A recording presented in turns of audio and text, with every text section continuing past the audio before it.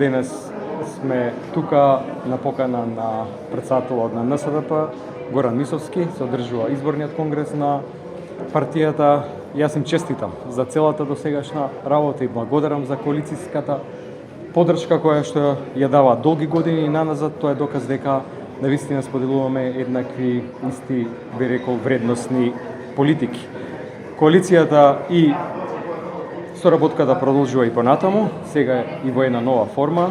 Во фронтот за слобода и правда, во фронтот ги повикуваме и сите други политички партии, не само овие кои што веќе го потврдија учеството, а се дел од сегашната коалиција, туку и другите политички партии, дури дел на коалицијските партнери на сегашната криминална власт, затоа што тие знаат дека оваа власт не ја води државата како што треба. Понатаму граѓански организации, активисти, интелектуалци, млади, студенти кои што знаат дека нема иднина во земјата со оваа власт, пензионери кои што знаат и сватија дека се излажени, дека нема достоинствен пензионерски живот со оваа власт овде во земјата. Ги повикуваме заеднички во фронтот да се бориме против оваа криминална власт која што го плячка и последниот денар од буџетот, додека тие уживаат и се богатат на сметка на граѓаните, против оваа криминална власт која што земјата држи во изолација, а тие сите имаат бугарски пасоши во џебовите, и против оваа криминална власт која што одработува за туги интереси, пред се српски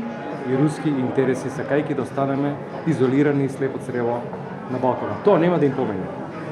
Затоа што Македонија повторно ќе биде на исправниот, на правиот пат кон Европа, повторно ќе биде демократска, ќе биде слободна и повторно тука младите ќе гледаат иднината и благодат. Крајната цел ќе биде оваа криминална власт да замине, да ја ослоби државата, да се вратиме на европскиот пат, а бандата водена од Кристијан Мицкоски да одговара и да враќа пари.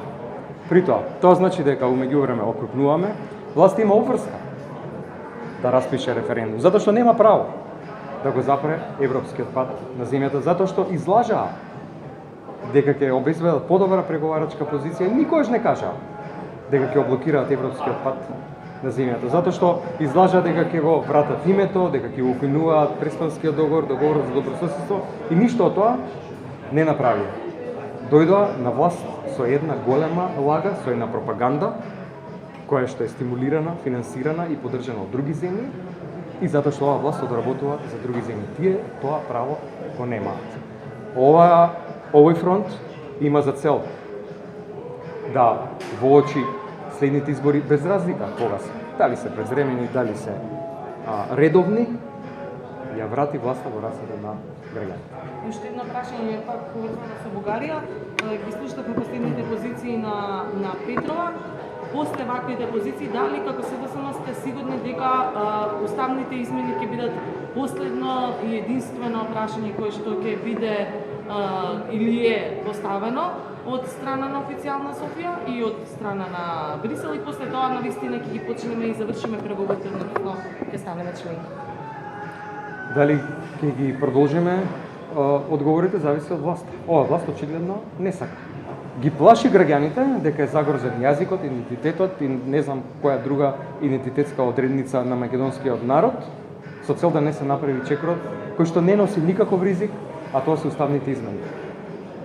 Така да билатералните прашања со било која земја членка на Европска унија не се никако дел од нашата преговарачка рамка.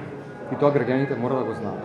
Билатералните прашања се решаваат билатерално и никако не може да влијаат или да го сопрат европскиот пат, односно отворањето и затворањето на кластерите, така како што го поминале секоја една земја која што се приклучила во Европската унија. Ова е само уште една лага и манипулација на оваа власт, затоа што сака, исто како и воочи изборите 24-та година, да глумат патриоти, дека се тие на браникот на одбрана на националните интереси на државата, што не е вистина, поради тоа што со тоа што не се продолжува европскиот пат, оваа власт начело со Кристијан Мицкоски, националните интереси и иднината на земјата ги загрозува. Благодарам.